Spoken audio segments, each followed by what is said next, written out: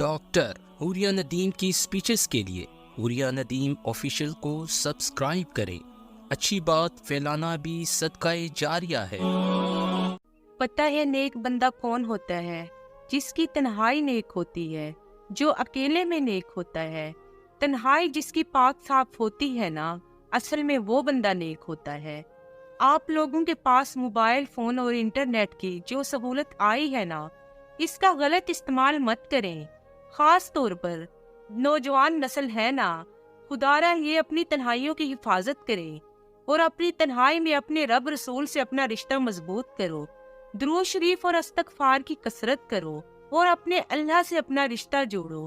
محفل میں تو ہر بندہ اچھی بات کر لیتا ہے، محفل میں نیک بات کر لی اور تنہائی میں موبائل فون اور انٹرنیٹ پر بیہودہ چیزیں دیکھ کر اپنی وہ نیکی بھی کھو دی جو محفل میں بیٹھ کے کی تھی۔ حضرت محمد صلی اللہ علیہ وآلہ وسلم نے فرمایا، میں اپنی امت کے کچھ ایسے لوگوں کو جانتا ہوں جو قیامت کے دن تہامہ پہاڑ کے برابر نیکیاں لے کے آئیں گے، لیکن اللہ تعالیٰ ان کی نیکیاں ہوا میں اڑا دیں گے۔ صحابہ نے عرض کیا، یا رسول اللہ ایسا کیوں ہوگا ان کے ساتھ؟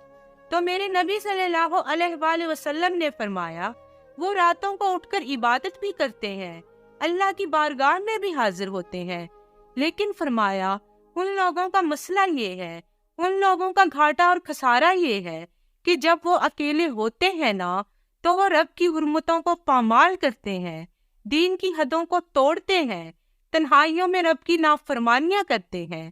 ایسے میں آپ لوگوں نے جو لوگوں کے درمیان نیکیاں کی ہوتی ہیں نا، حج کیے ہوتے ہیں، صدقات کیے ہوتے ہیں، وہ بھی ضائع ہو جاتے ہیں۔